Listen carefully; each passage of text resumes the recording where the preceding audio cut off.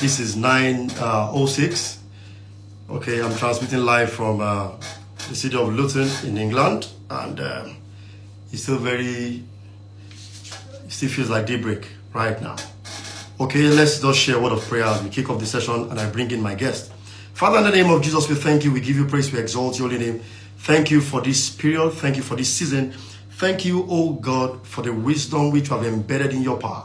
Thank you, Lord, because we know tonight the knowledge that will be dispensed from this room. We ensure, we guarantee our lifting, and we dispense direction in every path we will navigate in life in Jesus' name. Father, we exalt you, we give you praise. In Jesus' name, we have prayed. Amen, amen, amen, and amen. Okay, so let me bring in my guest. Tell me in the comment section if you are really ready. Are you ready for this tonight? Tonight is a very important conversation. Okay. Yeah, some facts in the building. Some facts in the building. Okay, ladies and gentlemen, mass movement world over. It's a pleasure to have it's not an August visit, so it's very important. Okay, so let me take you down history lane. You know, when I tell you guys in the mass movement that the glory we enjoy today, the influence, the impact we enjoy today, the capacity was built in secret. The capacity was built in private. And the person I have tonight is somebody that can tell that story very comprehensively. You know, if I'm to write, I'm not going home yet. I'm not going to meet Jesus yet. But if I'm to document my life history today, as from this point, my guest tonight can write comprehensively. The first 25% of my life to date can document it very comprehensively. When I say everything, I mean everything about me. How he ended up in this direction, honestly, maybe tonight, he will offer me a formal explanation tonight, because he was somebody I was looking out to become like me. Like everything I did, Seun did. When I was a pianist, he was from drums, he picked up the drum. When I was a pianist, he picked up the piano. Production, he picked up production. Visuals, he picked up visuals. And I was like, okay, this is like my heir apparent, kind of. But somewhere in between, there was just a navigation, and I was like, okay, I just kept watching. Even sometimes you might not understand the dynamics. I just kept watching, praying for him, and all of that. I for those of you who are at my 20th year ministry anniversary, you watched that documentary. I told you there was 10 years before the mass movement, 10 years before technology, 10 years before social media, 10 years of, commensurate level of impact that you even know me for today. But there was no technology to amplify it. We were just loving God, just serving God. We didn't even aspire to be known. We just wanted to impact our community and impact young people. And my guest tonight is a testimony of that season. Is a strong testimony of that season. Okay, so I'll read a little profile. It's a lot, but I'll just gloss through so that you know that God can make anything happen with you. When I teach you guys and I say, yes, today you might join me as an usher, you might be an instrumentalist, you might be a singer, you might be in welfare. These are just preparatory grounds to what God can do or will do with you. From that movement, I think right now we have a diplomat. There's another guy too that is also very prominent in politics in another state. From those, what we call child's play, back then, to the glory of God, So let me read his profile. It's so solid. I'm reading Seun's profile. Yeah, we slept on the same bed. We ate the same food. His mother's house was my house. My house was his house. My wife that you know today, my fiancé, then my fiancé's house was our house. We were all over the place to the glory of God. But today, the story is different. And like I prophesied over all of you, as I'm reading his profile today, I also read your profile too. I will be here to celebrate. Like I've told you, I'm a very secure leader. My joy is everybody that I'm privileged to leave, even do way more than I've ever done and will ever do. Okay, so let me read his profile, and the questions will start. Okay, and if you have questions for him, drop it in the comment section or send it to my email, and I'm live online. Okay, so Mr. Seun Fakuade serves as a special advisor to the governor of Ekiti State, His Excellency Biodun Abayomi Ebanji, focusing on governance, reforms, and innovation, with expertise in policy development and ideation, among other areas. It provides valuable guidance to Governor Ebanji on harnessing the transformative potential of innovation and technology in reforming the bureaucratic process and enhancing efficiency in governance. as well as for jump-starting and enabling innovation as a tool for high productivity in economic development. He believes in the power of innovative technology in economic development. Prior to assuming his current role, Mr. Fakuade held the position of Senior Special Assistant for Policy Research and Documentation in the government of Ekiti State under the leadership of former Governor Dr. Kayode Fayemi. With over 6 years of experience in public policy, strategic planning, project management, technology and innovation, policy communication, and infrastructure development, he is recognized as a specialist in development policy, governance, and project management. He remains dedicated to supporting institutions and governments in their pursuit of development objectives. During his tenure with Dr. Fayemi's administration, Mr. Fakuade played a pivotal role in conceptualizing and designing innovative frameworks to enhance government efficiency through digital technology, including the Citizen Resident Innovation Management Project and the Digital Ekiti Initiative. He also spearheaded e-governance initiatives such as the digitization and archiving projects. Additionally, he served as the project coordinator and lead of the Ekiti Knowledge Zone, collaborating with the African Development Bank in project preparation, pre-feasibility, and design of the EKZ. Furthermore, he led the Ekiti State Government Geographic Information Systems, the GIS project, served as a member of the technical committee for Grade 3, and played a key role in formulating the 30-year Ekiti State Economic Strategic Development Plan. Prior to joining Ekiti State Government, Mr. Fakuade held positions as a public policy strategist, lead economist, and governance specialist at Breeze and Quart, an economic intelligence and risk management research firm in Abuja.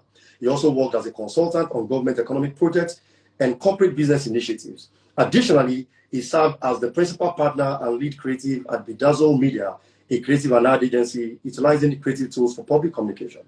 Mr. Fakuade holds a Master's of Public Administration from the esteemed Lee Kuan Yew School of Public Policy, that's in Singapore, if I'm correct, where his main focus centered around creating prosperous economic centers through clusters and economic competitiveness.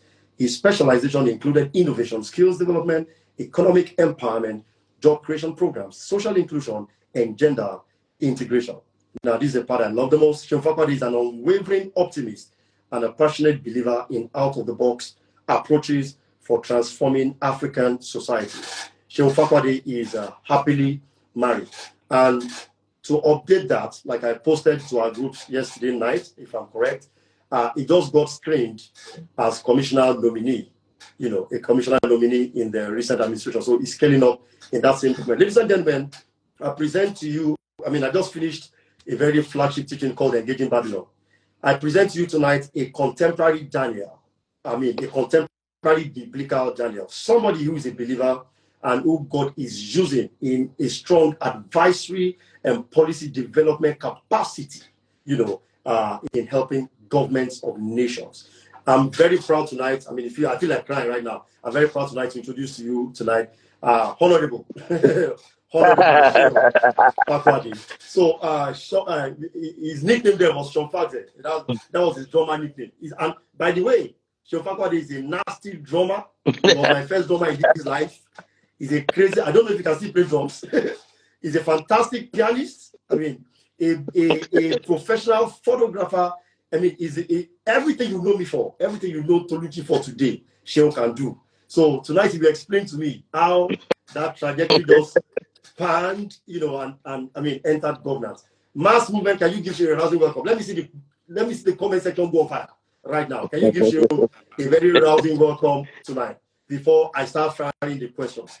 Okay, yeah, let's take it from there. Yes, your journey from music, I knew at the time, social advocacy, you were very prominent on Twitter and all of that. You guys were shredding the certain government and all of that. And after that, you went quiet. And the next thing is, I just saw you appear, I think you were at the time in Kaduna, working with the certain government and all of that. And pop, somewhere between, you appeared in Ekiti State. So can you share with the world tonight how, that trajectory, what happened post Elisha days, Seun was right there at the first crusade we celebrated in November, the first crusade 2002, Alabaster Box at SB Bakari compound. I'm taking a lot of you to that compound. Yeah, Seun was part of the production team. We were all together and all of that. Okay, and also a lot of OAU people in the room. Seun also is a proud alumni of of Great Ife. I didn't go to Ife anyway. But you guys are so loud. Okay, so Seun, can you give us that story? Yeah. So from post Elisha era social advocacy and how you found yourself here. Thank you so much, my dear brother.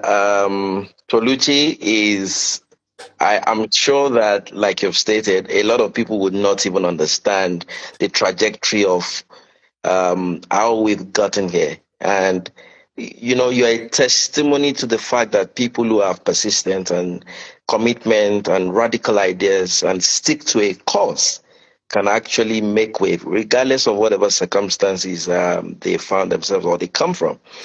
And I'm also certain that maybe 90% of those who are hearing us tonight or those who are in the mass movement will not even understand the travails or challenges we went through in Elisha to be here today, that God has brought us here. So it is definitely humbling. Looking back, the Ayeso, the Laje, the Okesha, the Elisha movement, and how God has just made all of us unravel. And one thing that is very, very certain for me is that people don't understand process, and that the place of crucibles are places where people, because of the shortcut and the short-terminism and the instant gratification that you find today, people don't want to go through process. And there's no shortcut. If you try to break the ranks, you're going to crash. Unless it is God himself who has now placed you on the pedestal. So to go to your question very quickly, I remember growing up and faced with daunting challenges with, our backgrounds coming from, we won't even say we were poor as church rats, we were really poor. And I remember that Toluchi, Segun Adelaja were people that were leading lights in our time, and we always wanted to gravitate towards, listen to pieces, syncopating pieces, John Picky, all the pieces, score music. I remember there was a time we were traveling to Futa, myself, yourself, and we would score music from Elisha to Futa Gate, get to your hostel, score music, go to Rema Campus Fellowship, score music, then go back. And then I remember that in the night, I'll go to Segun Lufaraji's place, Adelaja's place. I'll go and see whatever he's doing on CorelDRAW, on Macromedia Director, and just keep processing it. And all of those labor, all of those tireless moments, all of those persistent. I remember walking to your place to come and learn how to play piano. I remember myself and Rotimi Olawale. And it became quite effortless, so to speak, when the ascension began. Getting to Ife, it was quite easy for me to get to CLF. Then, the most foremost fellowship in OU campus. Hijacking the drum on one Sunday, and then they're wondering, who is this guy? The process that had birthed me from the voices in Elisha, the concerts, the arrangement, the musical nights, the rehearsals, was effortless, so to speak, because all of those burning candles, all of those tireless efforts, all of those, there is no sound system, there is no light, we have to rehearse during the darkness, became effortless because that process was complete. There was no prematurity. There was no misconception because we followed a very dedicated, even though it wasn't a process we were very aware of then, it was quite meticulous. It was detailed. Yeah. And we all, under your leading, followed through the process and still stuck to the process. So in Ife, I remember that part 1, part 2, part 3, all of the things I learned in Elisha, all of the things I came to Futa and I picked up from you guys were effortless, and I could replicate them because I had seen people, my forebears, go ahead of me do it, and I could replicate it without any hassle. I remember when I switched to the piano too in Ife in part 3, and Justus, I think you know Justus very well now. Yeah, so I was drumming one day in CLF, and Justus heard me and then came to CLF and said, who is this guy? When Justus took over, I switched to the piano. Wow. And I remember there was a time that Dr. K was asking me, how did you come about? You remember Very well. Coyote? Very Yes, well. Dr. Q. Yes.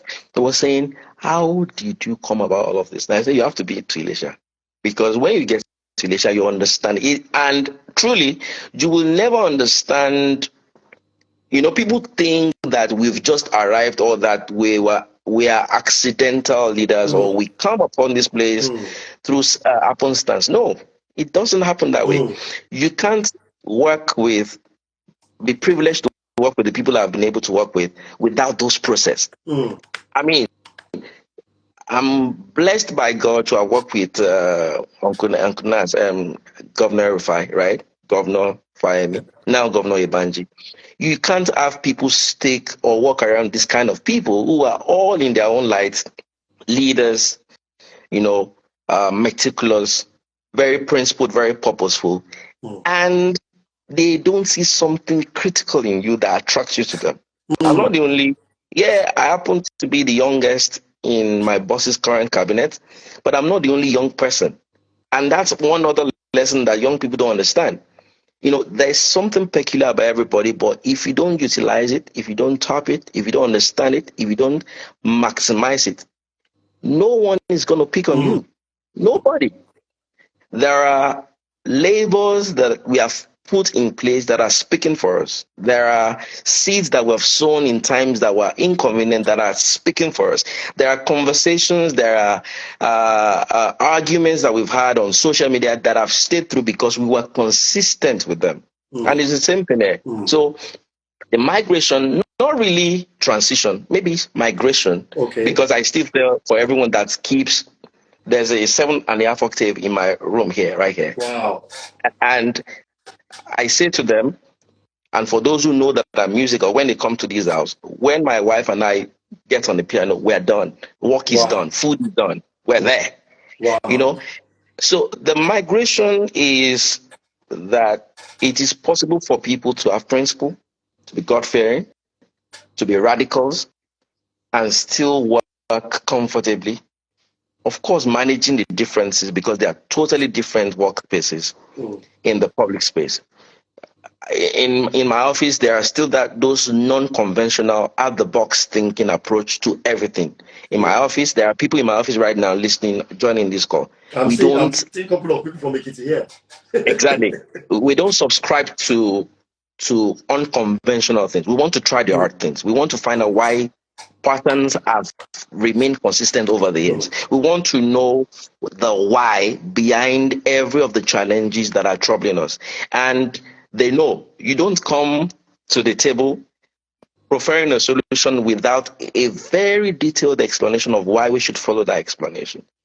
So, and it's part of the process that I learned as 18-year-old, as 16-year-old, because I remember that when we started the concert in Elisha, it was while I was in secondary school.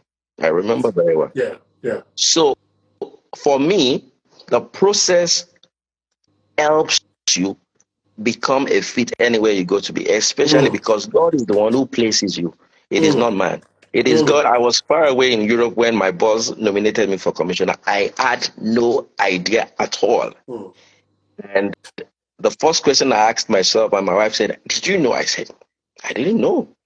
But the truth is, it is only God that lifts, but God doesn't lift mediocre people. Yes, sir. God does not invest in talent. Jesus. It doesn't.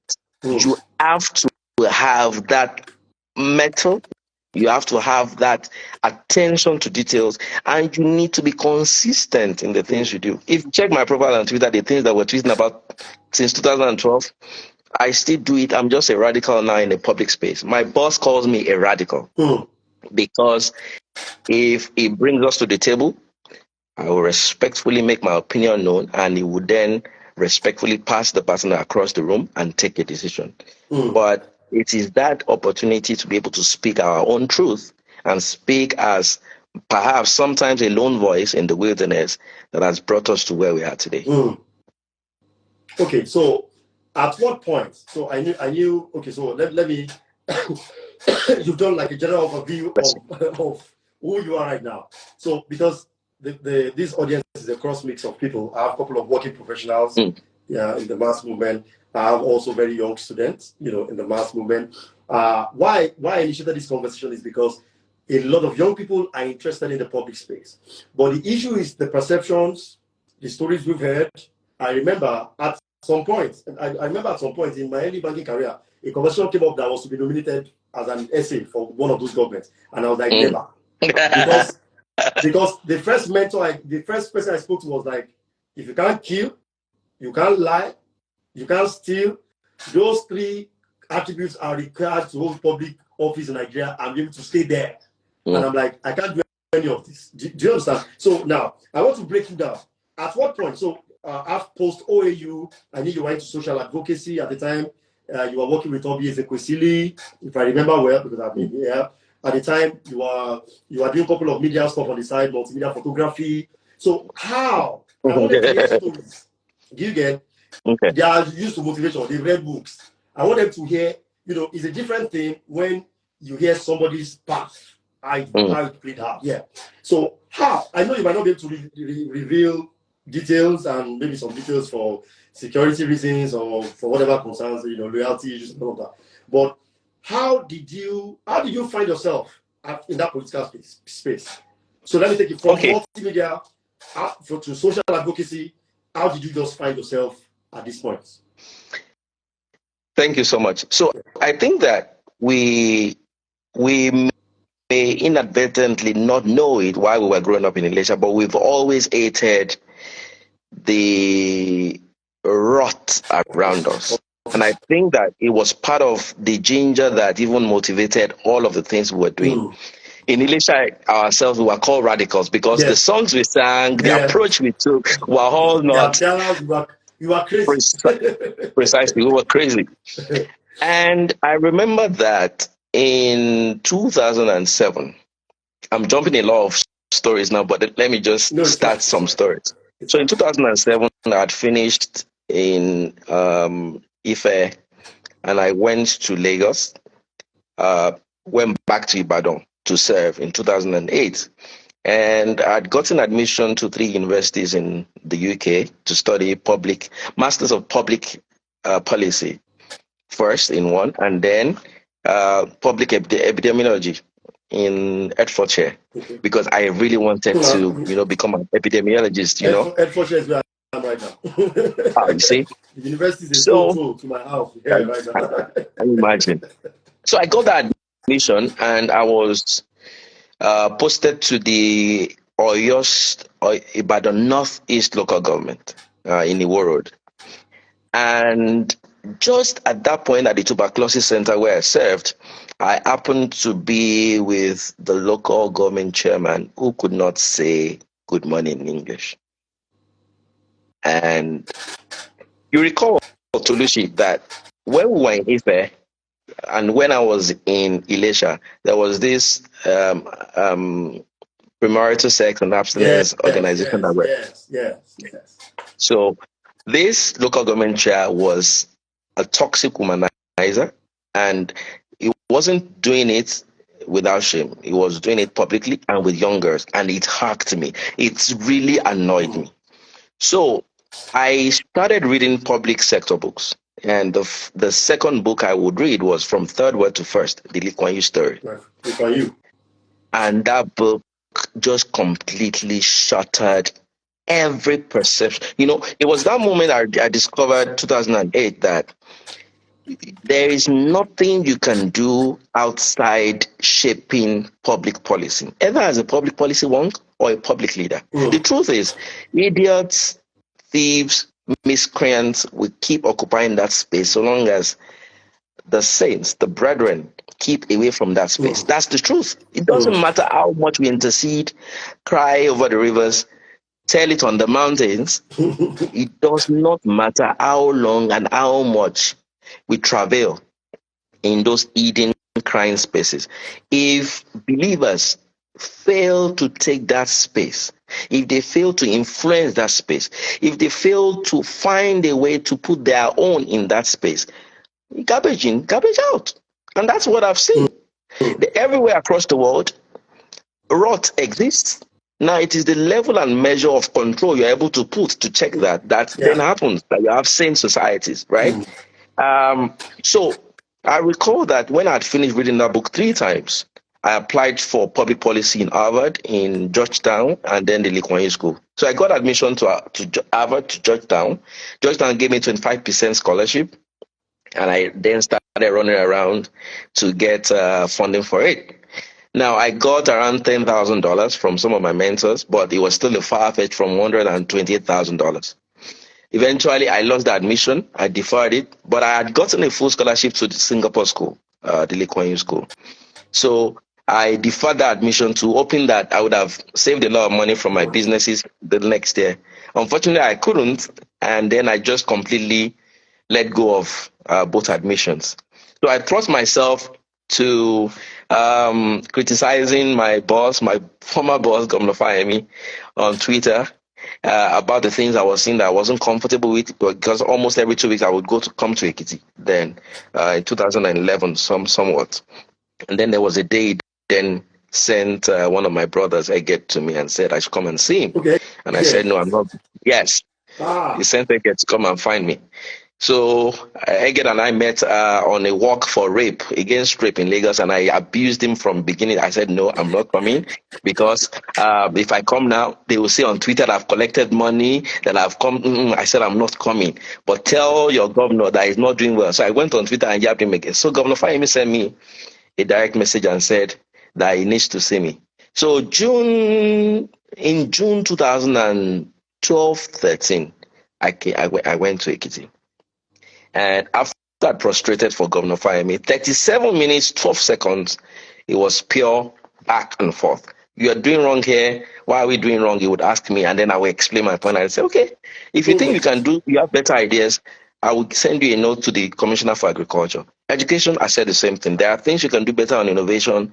And he will say, look, if you think you can do better in education, I'll send to the Commissioner for Education. And true to his word, 2 days later, he sent me to these commissioners, and they adopted some of my ideas. So I'm thinking, wait a minute. For 37 minutes, I didn't know this guy was really, apart from me prostrating as an Amolabi to say, good evening, Mr. Governor, he was pure on policy and pure on truth and facts. So I said, wow, okay, I think I need to give this public sector thing a second thought.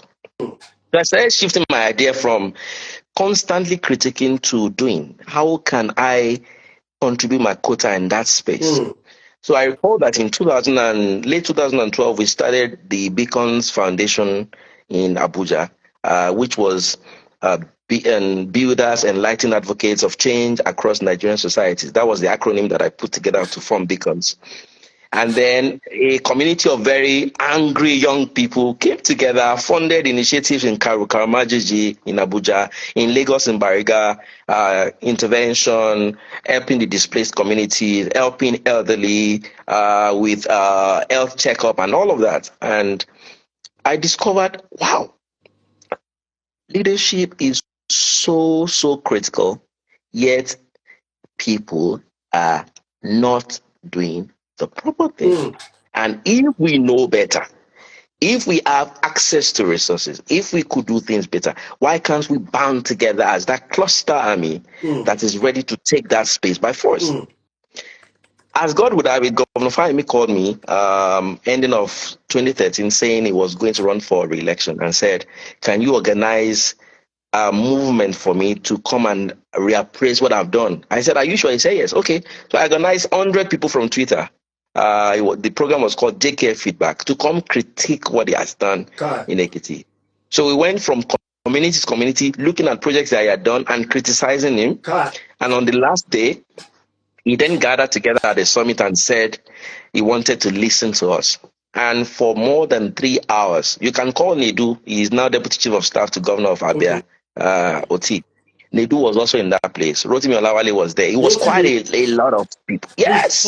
Pause there. Guys, Rotimi is another person that will come on this platform. I've spoken, I think I've mentioned his name to you maybe at some point. Rotimi was the first head usher.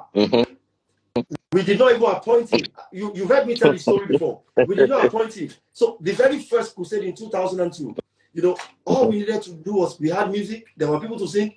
instruments to play. We don't care about structure. We don't care about excellence. We don't care about administration. Who cares about traffic? Nobody cares. But I remember that evening, I got to the crusade ground and I saw guys in dark suits, tags. I was like, who are you people? Yeah. They're like, they're your protocol. They're, which protocol? Who uses protocol here? They're like, I said, who are you guys working for? Only for me to discover that it was Rotimi that put all of that together. And I'm not surprised that Rotimi is another. See, mass movement, you know, when I harass you guys, I'm coming from somewhere. I've raised leaders, I have them plenty. Do you understand? Okay, let me, that's another story. Let's continue this. I enjoy this. Let's go on. I mean, if we look back now, I don't think there is any one of us that God has not truly placed in very, very exceptional places. I mean, to be very honest. And one can only just be thankful in retrospect on how far we've come. So when we got to the last day and Governor Fayemi saw the fire that young people brought to him, he said to me, he said, I ask myself sometimes, what are you people doing? Criticizing, agonizing, instead of organizing. So he pointed to me and said to me, you should be in the public space, not just criticizing. He said, look, in 6 months, you've already found out what we are doing in the educational space, in the agricultural space, because you cared to come and see me and participate. I said, but I'm not participating. He said, no, because your constructive criticism is actually participation, not just that you've now not entered that public space. So I told myself, I'm going to reapply to the Lee Kuan Yew School and Harvard and Georgetown and see if I could now raise more money, since I now have mentors I could appeal to based on my trajectory. And of course, I got admission again to Georgetown and the Lee Kuan Yew School, which gave me a full scholarship. So I said to myself I was going to go to Lee Kuan Yew School. As luck would have it also, Governor El-Rufai, former Governor El-Rufai, then was going to contest for office. And I knew Governor El-Rufai before I even knew Governor Fayemi. I happen to know Governor El-Rufai from Twitter. He had sent me messages on DM and saying, this young man, your fire should be properly channeled. Come and see me in Abuja. So I left Ibadan during my service here and went on one weekend to Abuja to see Governor El-Rufai. And we had a dialogue and said, you have fire, channel it constructively. So when he was going to run for office in 2015, Bello, his son, now in the House of Representatives, called me and said, my brother, look, Baba is about to run. What are you going to do? I said, you know what? Let me finish election in Ekiti, the election that were rigged anyway, that I will come to Kaduna. So the second week after we lost election in 2014, I packed my bags and I went straight to Kaduna. And I was there from June, April or June 2014 to July 23rd, 2015. We rustled through Kaduna 4 times, from one community to another, 4 times. There's a lot also that I learned from Governor El-Rufai, moving close to him, walking close to him, and paying attention to details. And it's sometimes what makes me sad, how the children of light have not found their space in the public sector. The truth is this: I'm very lucky to have worked with someone like Governor Fayemi and now working with Governor Ibanji, because these people don't joke with what is called value for money in public policy, or what is called compassionate leadership, in the sense that they have this urgency and passion to transform their communities, even if people sometimes don't understand their pattern and their ways. And frugality with public funds is something you learn in Ekiti, because we don't have the money, and you have to make things happen and make things work. Like, I came in 15 minutes before we started this conversation from my community, spending the whole day there, trying to understand what the challenge is and why we should do things the different way. Why should I be a commissioner if not for service? I remember during my screening, I kept saying to them, it's not congratulations you've been saying, it's commiserations. Because you're dealing with limited public funds. And from where I'm coming from how I've grown up, you have to account for it. It's money that belongs to the people, must be used for the people. To the last letter, we have around like 6 mantra in my office. And one of them is, what is the value of this project? Who would it impact? What is the long-term plan for it? What's the sustainability metrics? If they don't meet those criteria, we won't take it on, because it doesn't make any sense if you have short-term plans with funding that is limited. It doesn't make any sense. You understand? So when I got to Singapore after Governor Rufai won the election, I remember someone saying to me, coming to Governor Rufai, thinking I was going to be made a special advisor or something. I said I was going to Singapore. And he talked to me and said, "You're mad. You won an election after a year staying in Kaduna, and you're packing your bags going to Singapore. What are you going to do there?" And Governor Rufai said, "Let him go. He can see the future. You can't." And guess what? Singapore, the Lee Kuan Yew School, public policy, public administration is the greatest investment I have had in my life, besides the crucible of Elisha. Because Singapore teaches you public policy. You don't need to go to the school. Everything is planned to the letter. I mean everything. And people who have gone to Singapore will understand what I'm saying. The streets teaches you how to do things right, how not to do things right. And I'll paint an illustration. In Singapore, I first understood that there are no free meals anywhere, and that everything is planned to the letter. The ERP that operated in where I stay gets modified per traffic. So because Singapore is a first world economy, they wanted to discourage people from buying cars, because the public sector, the public transportation works. So if you're passing through the ERP, the artificial intelligence in that ERP would calculate the number of cars that are passing through and would automatically be shifting prices of your tariff that you're paying as you're passing through, right? It's also Singapore I discovered that you can't do things anyhow. You can't park on a disability parking space anyhow. You can't take anything for granted. Look, I have colleagues who were flogged in Singapore, who came from another country because they jaywalked. Yeah, they were jaywalking on the street. It was in Singapore that I discovered that if you have water in front of your house, you will be arrested for dengue fever and sent to jail if you can't pay the fine, right? In Singapore, I know that you can't have bushes in front of your house because there's a level or measure of guidelines that they have stipulated to you, and you can't say you don't know. If you land in Singapore today and you bring chewing gum, you'll be arrested. Chewing gum, yes. So societies crash because people who should be the conscience of society don't take their spaces. And you know why I said it hurts me or makes me sad the more is that we have principles of life and principles of governance and principles of leadership in the scriptures. Very clear. Very clear.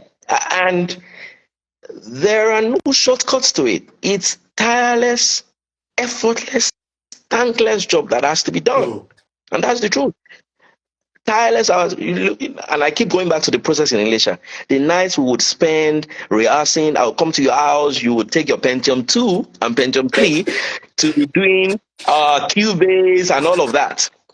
Were moments of patience, of understanding process, of knowing that you can't jump from Cubase to another software and not have a problem. It's just like when I went to install Linux in part 3 on my Windows system and everything just dabaru because I wanted to jump to another operating system without understanding the process of the system. And it's the same thing that makes you understand that if you are in public space, I have people who want to bribe my colleagues and they bring the bribe to my office and I write a memo and they go submit it to an I office and people are asking, are you people mad? Some of my colleagues go on monitoring and they want to give them money for maybe pure water. And they say, no, we are properly staffed in the office. And they're asking, what kind of people are you? It is those process that has brought us here. And it is also what makes me know, because of the unconventional way and approach that sometimes we deal with things. Usually what would happen is that people like us would be outcast or not even be brought up the ladder, right? Yeah. But guess what? In God's own mercy, of course, and grace, the process sustains. They know if you take it to Fakuade, It may be unconventional, but it will get the job done. If you take it to Fakuade, it may not be the usual way, but he will not dip his hands in the till. Those things are hard to come by. And let me tell you another thing. I used to say to my colleagues that there are people and there are things that will happen to us in public spaces that will take as our badges of honor, but one of them will not be going to jail because we know why we are here, and we know this calling is not just the destination, it's a process to somewhere, right? And that if we, as children of light, get into this business and fail, we have laid a bad example and a bad precedence for those who are coming or who are looking up to us to emulate us in what we're doing, right? And so for me, I know I have to be the standard that the world wants to see. I have to change the narrative that public space or public sector is a place of corruption. It is a place of corruption, like also you find in the church anyway. But there has to be those 12 chosen elites that would decide, no, we will not. There has to be those chosen people who would decide for themselves. We will not put our hands in the till because there's a greater calling than all of us. And for us also who then migrated to become social activists, radicals in the public space before we then join public sector, we have a record. If you get to public space and you start misbehaving, people can dig your record from 2012. You say, well, this guy was saying all of this, and now look at it, right? And you never know when people are watching. That's the truth. You never know. Besides the fact that you're accountable to God, the people are your first and foremost accountability metric. And for me, who understand that data, I mean, we work with data in our office. We know the kind of challenge we have in our human development indices in the country. We cannot be part of those who contribute to those worsening statistics. We have to be, we have to stand our ground and make sure that whatever we do is for the greater good, and that value for money approach is our underlying keyword. They know in our office, and of course my colleagues also have started practicalizing it. If this is not for the common good, if there's no value for money, if there's no sustainability, I mean, if this thing is not going, if it's going to crash after I leave, what is the point?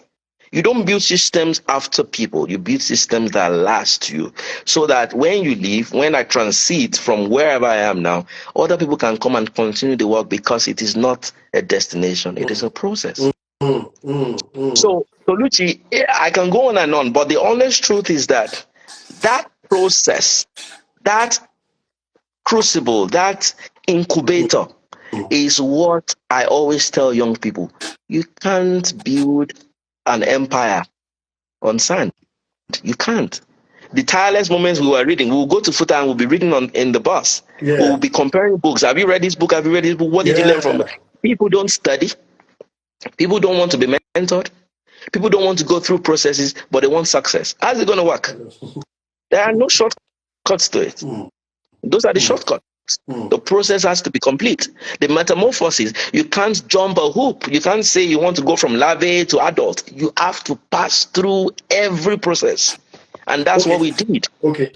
If I'm to ask you now, so for young people who are confused, they want to participate in governance and all of that, they want to be in government, I mean, whether that's a calling or by interest. And I mean, if I right now, I think I understand more clearly where you're coming from. If let me just, I took down some nuggets. Don't jump the process. That's the first. The process helps you to become a perfect fit somewhere in your journey. Yeah, I took that. The process helps you to become a perfect fit. So while we were playing in Asia, it was just like, we were just occupying ourselves, just serving God, loving God. We didn't know we were building capacity for leadership. I mean, when people ask me today, mass movement, you are 5,000 man strong. Toluchi, you are like a de facto governor of the state. How you do it? And you don't pay people, and they are still so respectful to you. They love you. You have that that almost cult loyalty. There's something called this inspirational leadership. We did not know. We were just doing music. Do you understand? So the process helps you to become a perfect fit. You know, somewhere in your journey, then God does not lift mediocre people. I have a way I say to the mass movement: God does not invest in charlatans. God does not empower idiots. And it can be very insulting when I say my things. God does not empower angels. But according to how he has put it, God does not lift mediocre people. And somewhere in between, your pain becomes your purpose. From being a critic, from criticizing, he started organizing. So he said, stop criticizing, stop agonizing. Instead, start organizing. This is a generation that is loud on criticism. And like I tell them, activism is not a career path. Yeah, it's not. Being a critic is not a career path. It's not. Somewhere in between, you must be able to transit to something else. Okay? So channel your fire constructively. Gen Zs, they have a lot of energy. But energy in the wrong direction. And technology does not help. Technology helps you to gratify yourself almost instantly. You want to be entertained right now? Between TikTok and Instagram and Twitter, you can be entertained. The same manner as you're supposed to invest in a book until we read. You remember? We did. We did. Mass movement, listen to me. You guys, when you drive within the car, you see the way I navigate by the roads, yeah? You wonder, you don't live here.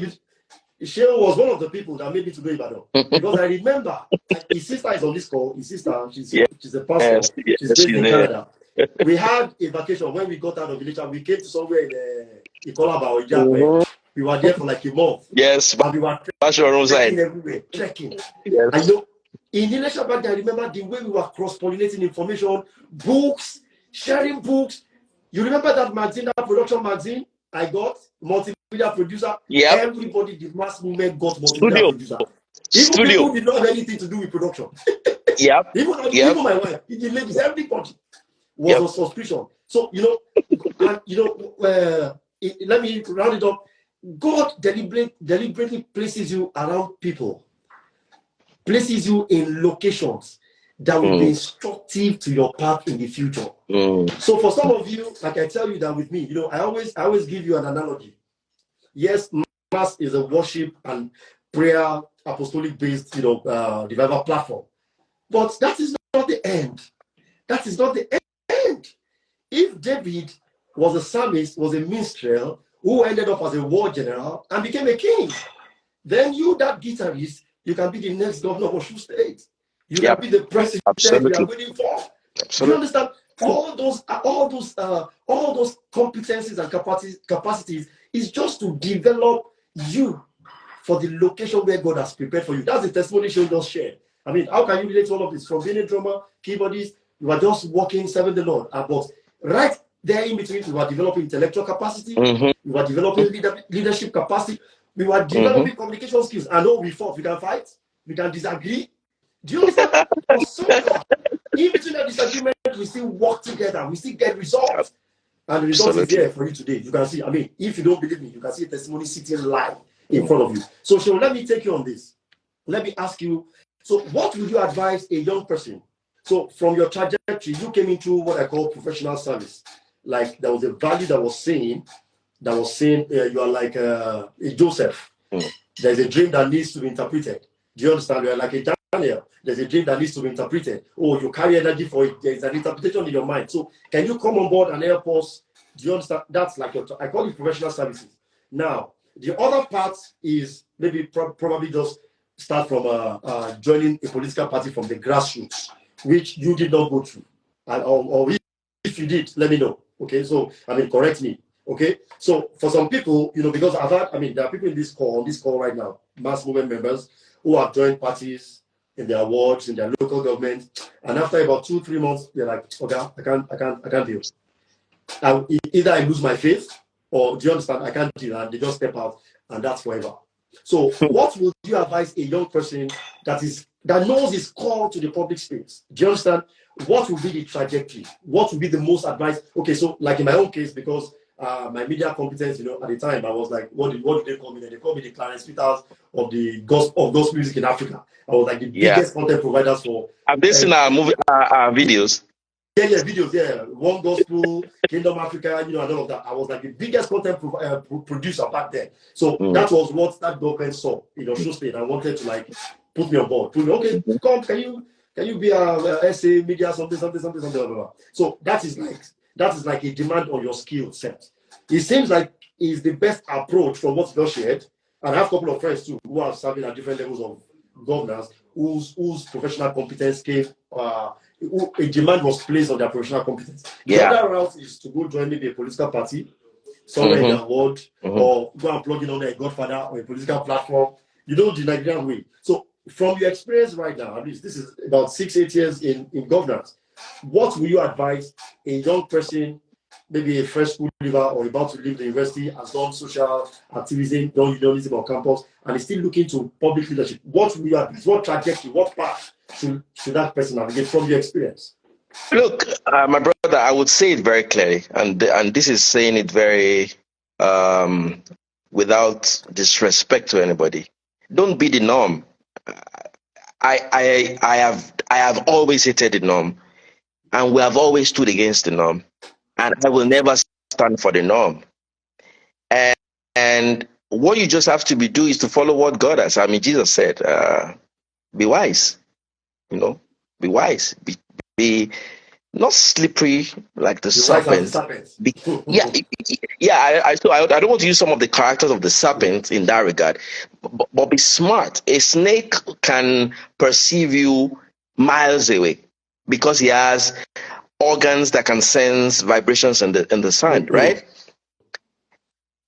So let me give you some inklings. The first time I got back from Singapore, I wrote 3 white papers for Governor Fayemi. One was on rebuilding the economy for Ekiti. One was the quiet revolution that I was seeing happening in a particular state on manufacturing industry. And the third was building a transformational leadership for Africa using young people, right? He didn't ask me for it, but you know, when he saw it, he called me and said, "Come and see me." So I went to the office. Then it was minister. And when I got there, he said, "Why are you not writing? You should be writing books." So he gave me one of the books, one of the papers I wrote to him. He gave it to me. And I saw that he had annotated in one day. He read about 160 something pages. And he had annotated everything that he had questions about. And we had like 6-7 hours of sparring, of conversations around what I had written. I mean, I was just 32. And then he said to me, "I hope you're not planning to run away." So when I got in 2016, in August, I had sleepless nights in Singapore because I had gotten a job in Singapore, but I couldn't sleep. The ideas in my head was, go back and contribute to your country. I got to Nigeria, and for 3 months, I was just irritated at what I saw, the backlog of things I see, the things I had written to the National Assembly, some members of National Assembly, and the opposition I was facing. So I started applying to go to Canada. And then Governor Fayemi asked me, "Are you planning to leave the country? Because if you go, you will have the same sleepless nights you've had in Singapore. Don't go. Stay." I said, "What will I be doing?" He said, "I know you are frustrated because you are not that norm, but stay. And you will see why I said you should stay." So a month later, I started Rise and Quad, the economic intelligence company that I started in Abuja. And what I was doing was, all my ideas, all my radical thoughts, I was writing them as white papers and I was publishing. I will send those I don't publish, I will send to governors or chairmen of local government or community leaders. And I was getting noticed. So noticed in the sense that people will call me and say they needed my counsel on a particular thing, and I would charge them maybe $1,000 maybe for a week consultancy, right? But that showed me something. There is vacuum everywhere in the public space. As I speak to you right now, my innovation and tech community in Ekiti are radically looking for change, and I've been praying to God on how best to deliver it with the limited funds that exist. But guess what? My wife told me when they said, "All the books you've been writing, all the papers you've been writing, this is the place for you to test them, even though some of them are not your ministry. Walk to your colleagues and show them the things you've written so maybe they can adopt some of them." And I kid you not, with due respect, thankfully I have worked in a state whose leadership has been exceptional in terms of all the combination of people that have come on board, right? But 90% of states in this country have vacuum in leadership, even if you see them there in leadership positions. There's a dearth, there's an incapacity in leadership that young people who are purpose-driven, who are deterministic, who are smart and brilliant need to start stepping up to do. There's nothing stopping anyone listening to me tonight or even not listening to me, to pick up their pieces, pick up their pen and paper and write pieces and send it to their governor or their local government chairman. There's nothing. Because look, nobody, President Tinubu said it very clearly, power is not served a la carte. You are not going to get it free of charge. You probably are going to be lucky like me to find someone like Governor Ibanji or Governor Fayemi who would say, that young man should be on my team. But the truth is, I'd rather have it this way because there's no other way that we know. I'm not going to join people to praising anybody that's doing wrong. My governor will tell all of us, all of you, criticize us. What are we doing wrong? What are we doing right? It takes a servant leader, someone who's committed to change, to think that way. And there's no other way I could have served with someone who doesn't think that way. Because there's no way. You can't put oil and water together. They won't mix, right? There is no conversation I have with my boss, Governor Fayemi, my former boss and my current boss, that has not been a process of constructive, critical thinking. He would ask me, why should I pay for this? Why should I approve 500,000? Why should I why should I approve this budget? When I was writing the master plan for Ekiti State, it took 9 months because Governor Fayemi would call me in the middle of the night and ask me to come to his lodge. Why did you put this in this particular thing? Why did you put this space there? Deterministic. But that will never happen if I never wrote. That will also never happen if I never challenged leadership on Twitter. We were bold. We were not raucous. We were not disrespectful. We were challenging and speaking power to truth and saying to them, this is not done. I mean, just last week we were saying to ourselves that some of my colleagues, I said to them, point to me one community in this country where everything is proper.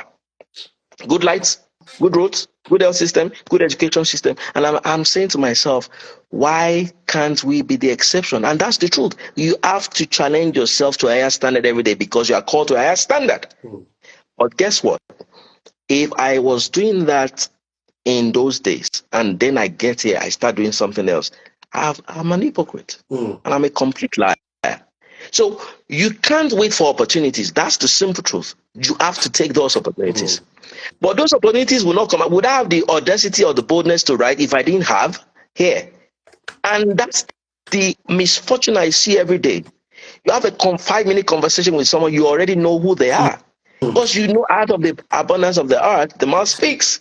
You know, you are speaking to someone and all they are speaking to you about is some inane, mundane stuff.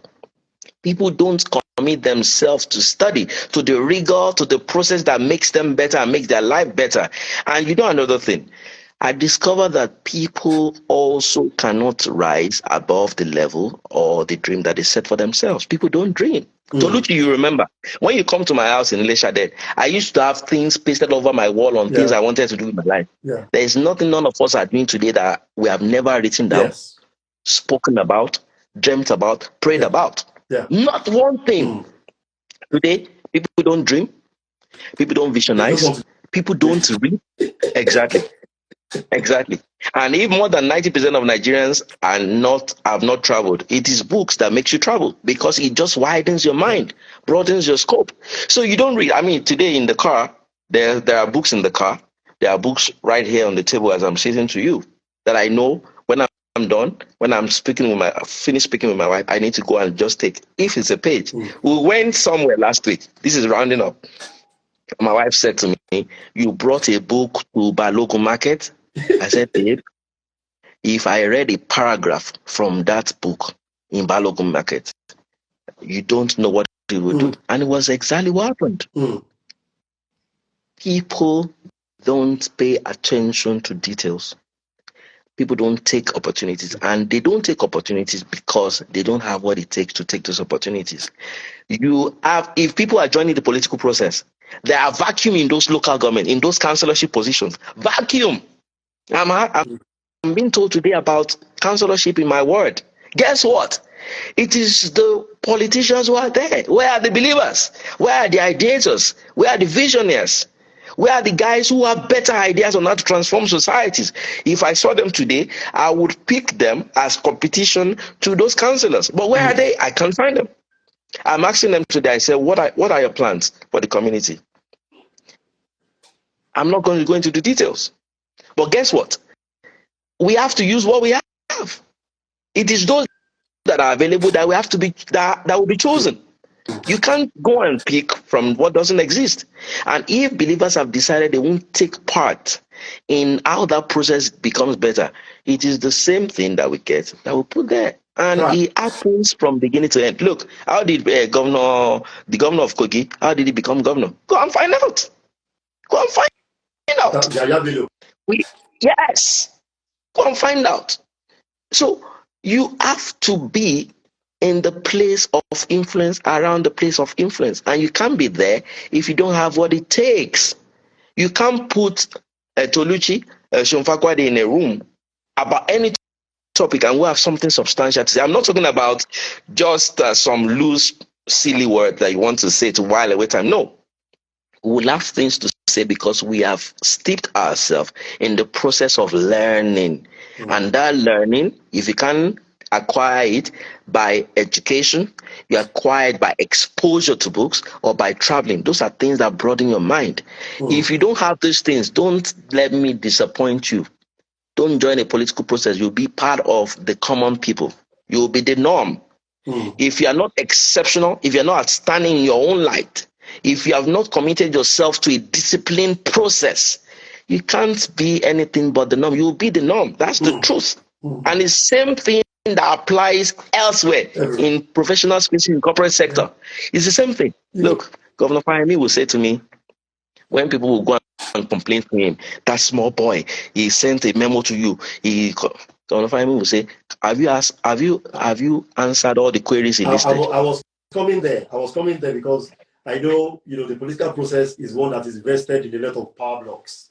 All right. You have people who see it as their reward and their entitlement. They've been there. Yes. They can tell you the story of when the Ekiti state was created. We were the Governor Ibanji, he will tell me, you say, people don't like you, but I know it's because there's some things that you are doing right. I wanted to ask you that. So how have you been able to navigate that corridor of power? You're just talking some days back. And I'm sure I have an uncle in the same Ekiti. My mom is from Ekiti. I have an uncle who is almost 70. He has been chairman several times. These are vested interests. So I can imagine somebody like you, and that's my uncle in the same space. I wanted to ask you. So what's the wisdom? How have you been able to navigate, that corridor, so that you've not burnt your fingers, you've also not run yourself into problems, and all of that, and does not also jeopardize whatever potential you still have in the future. Okay, so there is, because number one, we have the apologies or no apologies to those who are not Yoruba, the Omoluabi ethos that we have. We were brought up with values and character set that will not be defined by money or status. You sent a message to me and said, Honorable Fakuade. I said, no, my name is Seun Fakuade, because this is a transitional place for me. It is not my place. When I leave this job tomorrow, I am Seun Fakuade, right? So, one, I don't let anything get to my head. I wake up in the morning and I tell myself where I'm coming from, who I am, whose family I've come from, and that I am a child of purpose with a calling and a definitive process. I tell myself too that I must stay humble no matter what. And thankfully, my boss is a living example. You will see him prostrate. He's not doing it for the optics. That is Governor Ibanji. Last week he was seen prostrating for He has done that since. People just picked out. Now them sabi, if you do right, they will know. They will abuse you, right? Governor Ibanji is not humble because he wants some pictures to snap him. If you come to his office, that is who he is. That is who Governor Ibanji is. And when you see someone like him and you see the kind of value put on himself for himself, you understand you can't, if you are someone that he has appointed, right? So I'm saying to myself, one, there are people here before me and there will be people after me.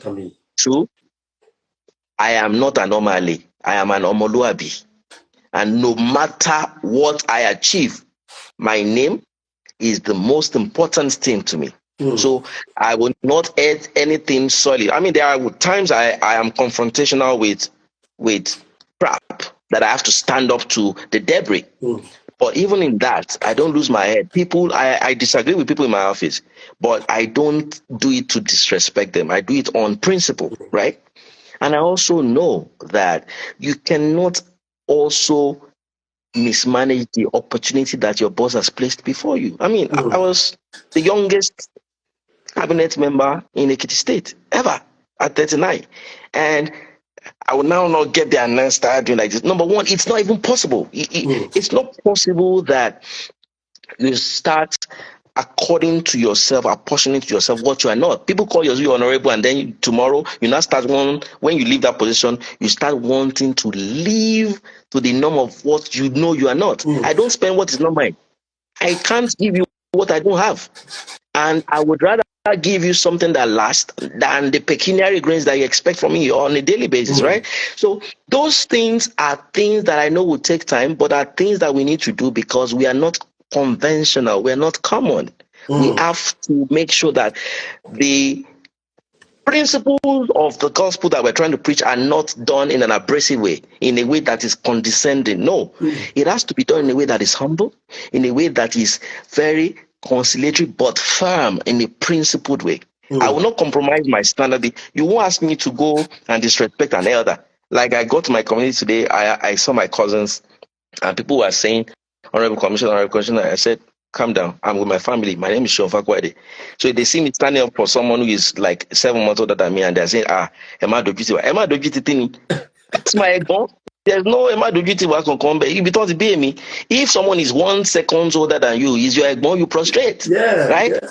And it doesn't take anything from me. And it is that, for me, what they tag uncommon, but what is normal to me, that I feel has helped me in some way to navigate the first part. The second part is that I have a privilege of the cover of my bosses. They know I can be that radical when it comes to taking a standpoint, and they've also found ways to say, look, there are better ways to do this. There are better ways to say this.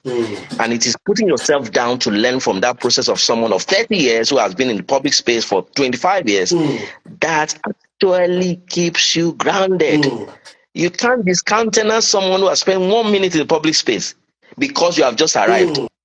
Look, I'm not commissioner yet, but I have gone around 4 ministries trying to find out, how do you do things? How do you do it?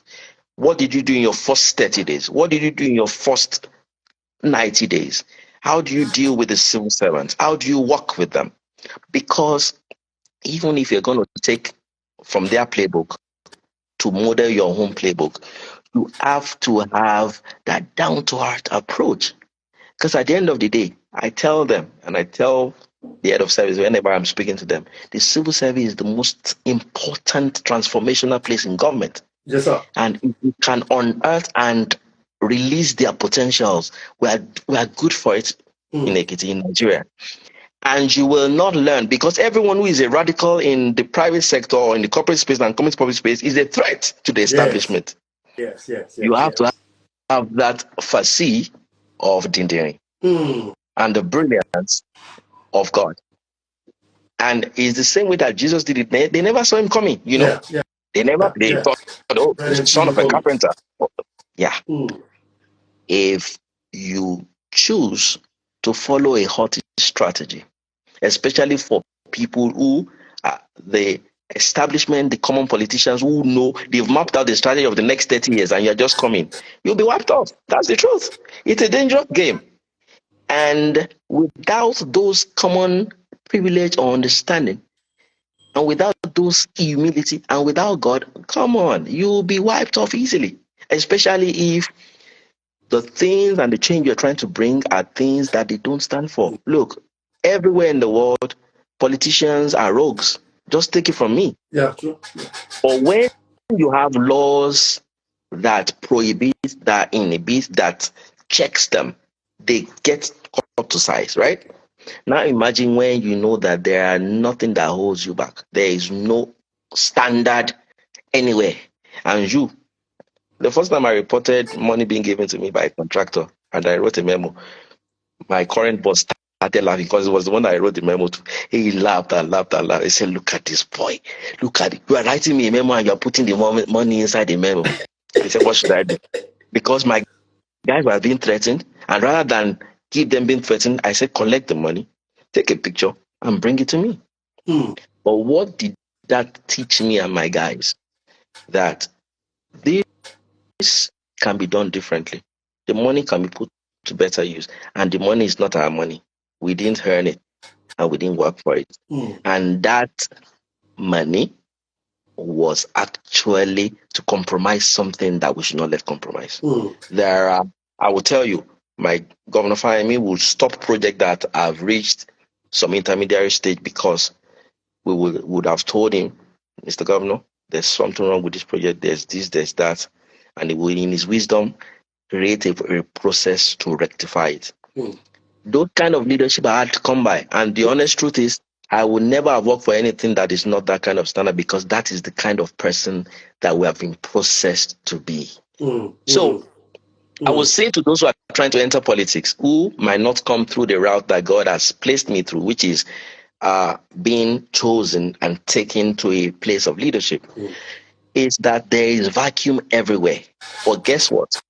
You will never be the difference, and you never make a difference if you are not different yourself. It is impossible that you find a petal, rose petals, red in color, and you join them, and then they will notice any difference, unless you are probably shining. But if you are white, they will know that this is a white petal, right? And then these are red petals. So that distinction comes from some serious rigor. It is not cheap. There are times when my wife will come downstairs and tell me, "Baby, it's time to sleep." And I will tell her, "Baby, I'm coming." But I know what I'm doing, because it's the time to burn the candles. Because when you get up to speak, it is those difference of study, that rigor that you have put in that process that makes the difference. There's no difference between me and anyone listening to me tonight who is probably aspiring. None. The difference is what I know.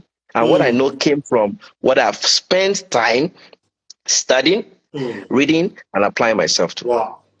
Wow. So, man, this is a lot. Let me ask you in closing. Okay, so you mentioned your wife 13 times. You've mentioned your wife 15 times. Yeah. So, I'm aware you're married to a northerner from Kaduna State. From if I'm correct. Adamawa. Oh, Adamawa. So I was, because somewhere in the game of power, I know marriage is also marriage can also be power broken. Yeah, that's why politicians of yesteryears, they have wives in every state. If they don't have a wife, you have a concubine or a mistress. It's also anywhere you get to, you have in-laws. There's an in-law somewhere. So is it positioning for the future? Because based on the balance of power in Nigeria today, there's hardly anything that can happen without enough. So was your marriage a political move? So I would say it was a purpose move. Let me answer it that way.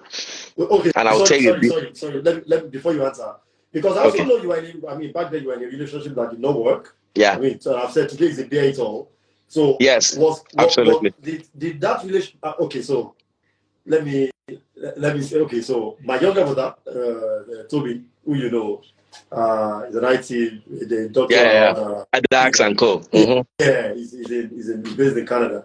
When I posted your flyer earlier today, he chatted. He said, what that lady she was dating that time? She did not see the future. So I was like, well, I just answered him. I said, life is about choices. Yeah. She made her choice. It does not mean she's not doing well or she will not do well. Life is about choices. But I want to ask you, okay, so that relationship not working out, was it as a result of the price you had to pay for where you are right now? Or, because I do a lot of counseling with young people. These are the conversations. These are the issues. Yeah. This lady wants to marry right now. I'm not ready. I still feel there is more. I need to study. I need to do my postgrad. And these are all the conversations. So, from your own perspective, from your lens. So, I think that it is two-faced, right? The respectful person I was with at the time was in the US, and I was here in Nigeria, and we had around 3 to 4 years of relationship, of courtship, and it came down to a matter of choice. Choice for her that she wanted someone who would be in the US, and also someone who she had more in common with than me. Okay. I came to also a point where, I mean, to be very honest with her and to be respectful of that very Yeah. long relationship, I came to a point where I was not as committed to the relationship because, okay, the distance was just, and this is saying it respectfully to people who are practicing long-term courtship right now. It Yeah. is tough. It is very tough. I know. And I was in that for 3.5 years, and it got to a point I got tired. And so my fatigue and the inconsistency that happened during that time was not something that she took very kindly. Okay. And unfortunately for me, there's this cliche that says that you probably don't know what you have until you've lost it. So the time that she would tell me that she was leaving, I thought it was a joke. To be very honest, I could never believe that. What? Because look, we were models to people online. We were training people, mentoring people, and doing all that. Yeah. So I was shell shocked. It actually took me a week in Mauritius to get over it. I just left the country. I just traveled somewhere. It was the most, maybe second most earth-shattering thing I went through. But I was fortunate that I got thrust into work after I came back from Mauritius in 2014. And I almost, for some little time, maybe when we won election and she would message me, I even almost forgot that I had gone through a heartbreak 6 months later. So she's doing very well. I'm hoping that she's doing exceptionally well. I respect her. I still think of her sometimes when I remember, and I just can pray that all will be well with her and her family. Coming to my dear wife, whom I married, it's a crazy story. So at the time when Governor Fayemi was in his second year, 2019, this lady who is a friend to me and Eged came to Nigeria and Ekiti State to come to do a consulting project. Okay. And then they had come to see the governor, and then the governor had said they should go and see Seun Fakuade. So my wife was wondering, who is Seun Fakuade? I came to see governor. Governor has gone. I should go and see Seun Fakuade. Who is he? Then they brought up my profile, a senior special assistant. Senior special assistant. I should go and see him. So my wife said no. So our mutual friend, who is a friend, who is my friend too, then came for the meeting, and we had a good conversation. So it happened that after 3 hours of conversation, it started raining in the office. So she had to stay, and then we then went to my marital life. Of course, she also knew the young lady you just asked me for, my ex, and she asked me what happened. She had heard so much from the girl. So I took my time to explain. So when the rain subsided, I said, let me go drop you where you're staying. So I got to their place, and then she said, why don't you just come in and say hello to the lady who had not come for the meeting? And I said, why should I say? They just come and say hello, that she wants to change and see me off. So I got into Eged's house, and then I sat, and then this lady comes downstairs and she started asking me questions. Why am I here? What do you do? What do you do with the governor? What is your purpose? I'm like, wait a minute, who is this? So, and before this time, I was on so many dating applications because, of course, I didn't have time to travel. Yes, of course. I didn't have time to travel. I didn't have time to do anything apart from work. And then, so there was this young lady I was talking to. Crazy. I'm reading the comments. You guys are crazy. I'm reading the comments. Don't mind them. It's crazy, sir. I know. So there was this time that, I was speaking to this young lady in Ibadan who had been asking me to come around. And I was promising I would come. So I was going to go to India. And I said, once I come back from India, I'm going straight from Lagos to Ibadan. And then it was that day that I was telling I was going to come to Ibadan that I met this woman who was asking me my purpose. She asked me some sort of question about how do you want to raise a family? Why do you think you should be in Ekiti? Then I started asking her. So when I now started asking her questions, what she wanted to do, what she was doing in Nigeria, the questions. So this is what Eged said. Let me say, speak what Eged. Eged called the lady that had done the meeting with in the office and said to her, I think my brother is in love. Because for around 20 minutes, there were around 9 people in the room, but I didn't know there were 9 people in. I was focused on this lady. Yes. In fact, the Nidu Niger, that night, Nidu Niger, yes, he came to Ekiti that night. So I carried my wife. I said, let's go pick Nidu up in Fajui. We picked Nidu up in Fajui.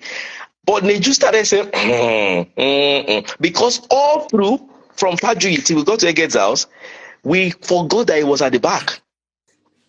We were just engrossed in talking. So I left Eged's house that night around 1 a.m. in the morning. Sorry, in the morning. I went to bed. Like I told you, I was meant to go to India the second day. Yeah. So I pushed my flight and then I waited till around 8 a.m. Then I went to Eged's house. I took towels, I took some, you know what I mean. Yeah. And then I said to her, I'm going to marry you. No. The night before I told her I'm going to marry you, the night we were having that conversation, I told her I'm going to marry you. Then she said, who is this guy? So she picks the phone and calls her father and says to her father, there's this guy here telling me he's going to marry me. Then I went to the phone, picked the phone, and then I spoke to the father. I said, yes, I'm going to marry your daughter, sir. He said, okay, we'll see. The young brother came on the call and said, well, if you like what you see, put a ring on it. I said, I'll put a ring on it. Don't worry. I'm going to marry your sister.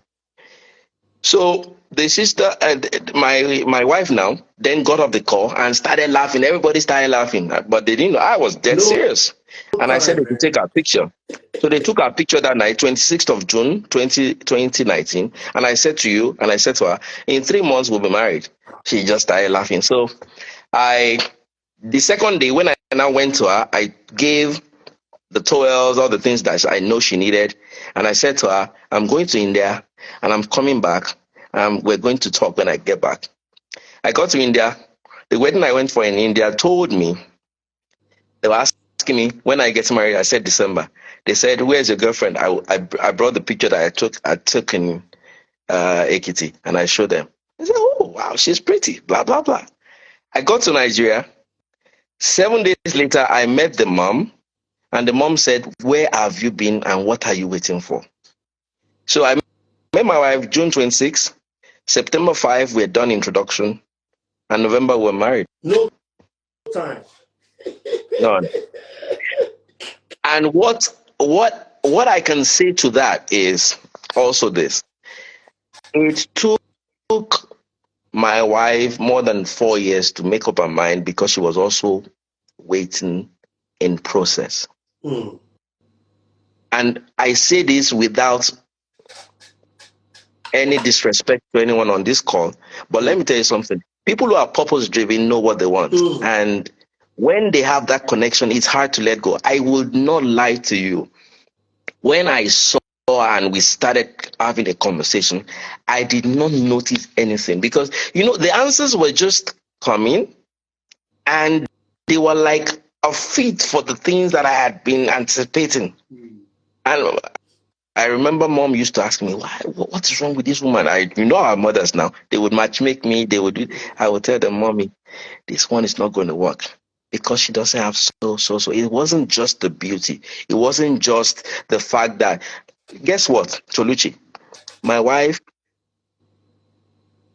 there are people that are drawn away from because we were not genetically compatible. I did not ask my wife. Wow. And when she would tell me, I told her, we're going to get married. Wow. And none of our seeds carried the gene. Wow. They're very, very perfect. Again, it goes back to that fundamental thing. it is hard to find people who are purpose driven and who are not magneted to each other. It's very hard to find them. And usually, and because she has been my greatest supporter and my greatest critic, it is she that makes me know when there's danger, especially with someone in my work or with someone that I should run away from. Because she knows, she can sense, she has a place in the place of prayer is so halal. Yeah, that discernment is so sound.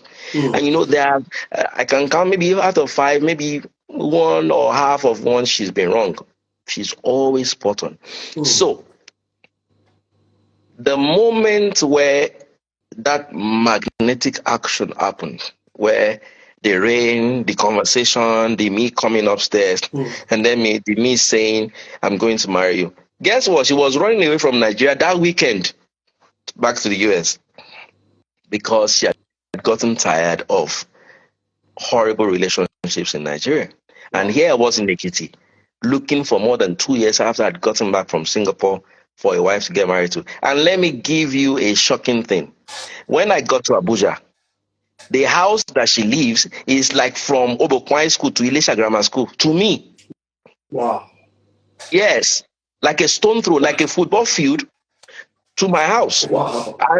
I was driving out to my house. I was driving to their house, and she was telling me she lives in Sunnyvale. I just started laughing. I said, "You live in Sunnyvale? I live in City Homes. Our house is like a kilometer away, and you have to travel to Ekiti to see me." Jesus. Yes. Jesus. So I tell you, and another thing, we have to be discerning. Imagine I had left and not taken that lady, my friend, to the house. Imagine she had persisted and said, come upstairs, and I'd said no. And when I got in there, I was angry and upset that maybe you were meant to attend a meeting with SSD and you didn't attend, and I was forming something. I didn't do any of that. And look at where we are today. So I would say that people should not, now let me see the best way to caption this. People should not take for granted people they meet, because you don't know who they are. You don't know how people are or what they are. If my wife never broached the conversation that night, or if I never persisted, I wouldn't be married to her today, and I would probably have met someone that I'm regretting today. And that's how sometimes in the midst of our day-to-day hustle and bustle, we miss very critical moments of just taking time to chill, stop everything and listen. Because I would just have missed that opportunity, and I would still be single today because there was no way I would marry just anybody. It was impossible. So to answer your point, it wasn't a political calculation, because I never planned I would meet her. I never planned I would see her. I met her, and I didn't ask her if she was Bachama, if she was Adamawa, if she was Yoruba or English.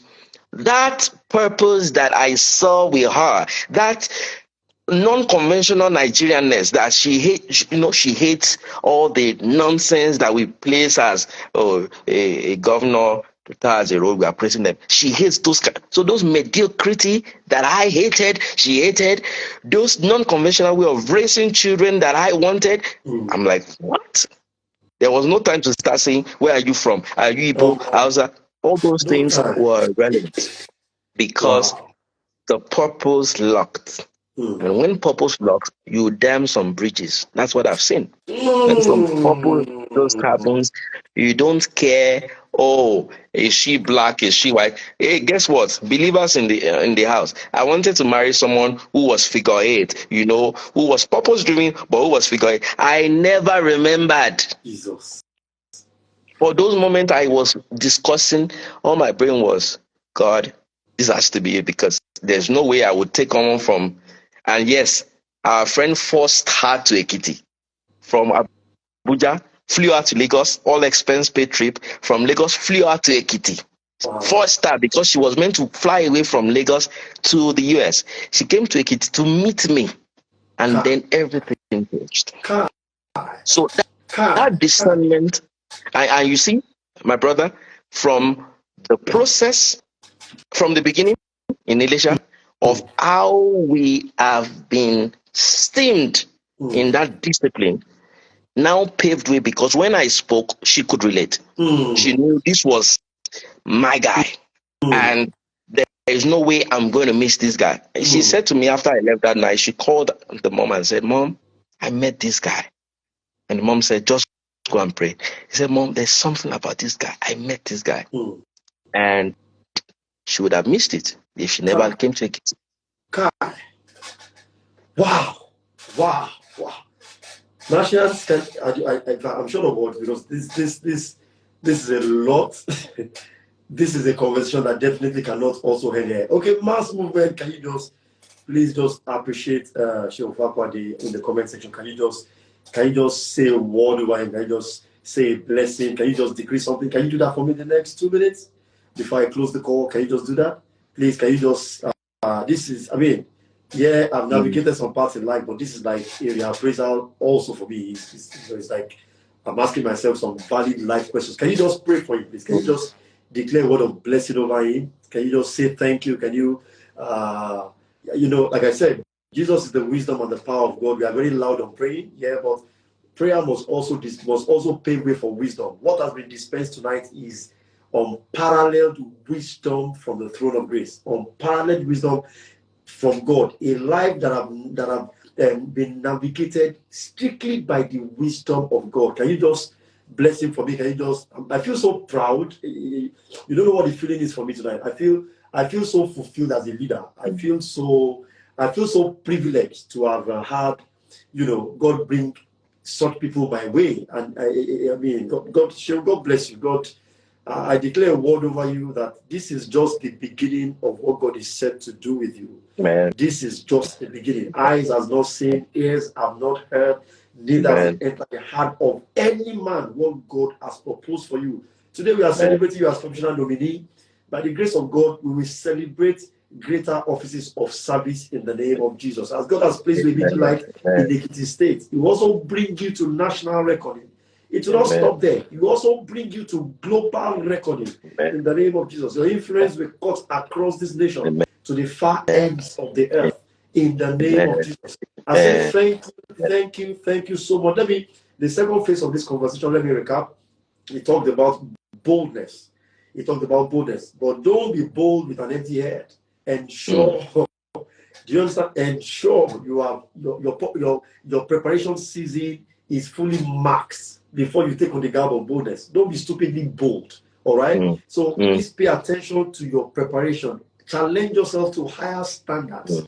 Challenge yourself. One thing, like he said, one thing we did not live or grow up in the best of conditions.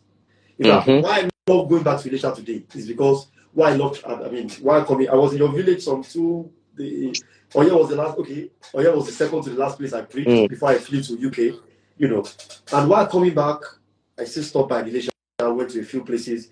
It makes me to recollect the goodness of God, because I see those places where we played, I see those places where we slept, I see those places where we rehearsed, and I'm like, God, you have been good. God, you have been good. We are the ones that the nations have opened up to, as in God. We did not have, but one thing we had dreams. Yeah. In fact, those dreams put us into trouble because we were living light years ahead of the environment. Where did I go recently? And somebody that knew me from Malaysia is a top guy right now I think in Lagos, in governance in Lagos, and he was like, Toluchi, it's so solid. You have been consistent. Yeah. Like, the only thing that is changing is the scale at which you are doing. It's been this.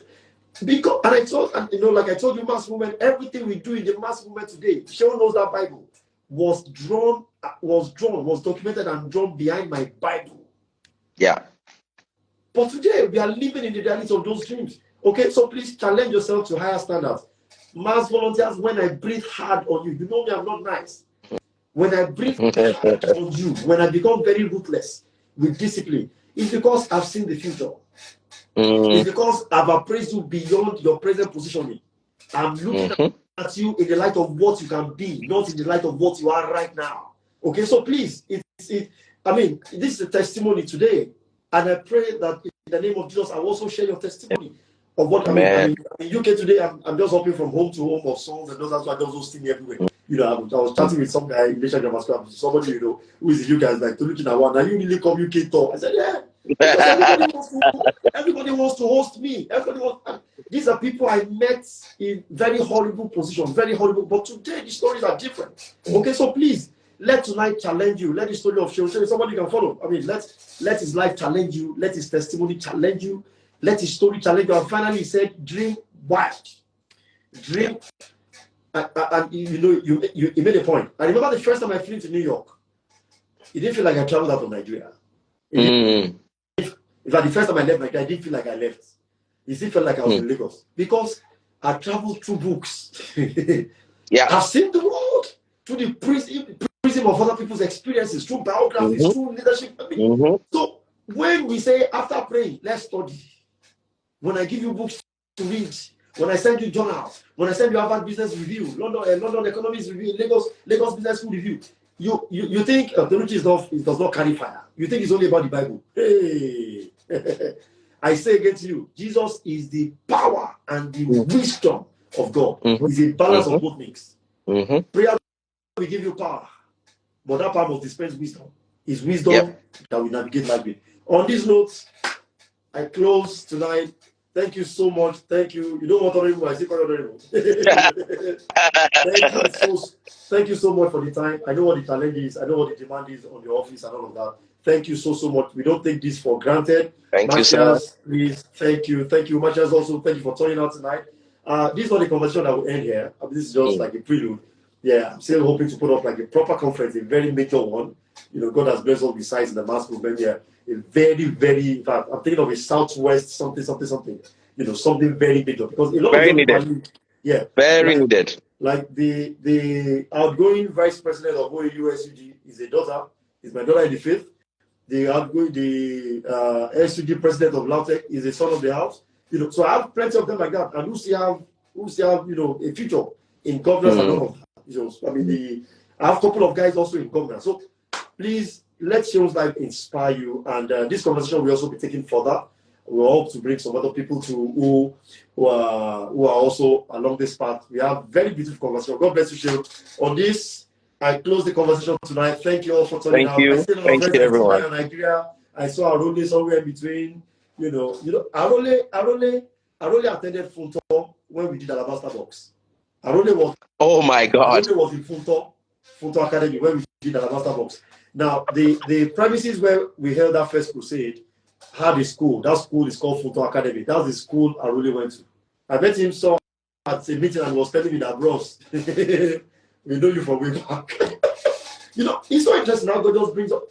So it's so we need to go back to Malaysia. We need to go back to that place. It's so interesting how God makes all these people just walk your path. And you don't know you have even imparted anybody. You just do your play and just breathing. True. You know, God bless you. God bless you. Thank you so much. Thank you, everyone. Everybody. I love you. I celebrate you. Thank you so much for turning out.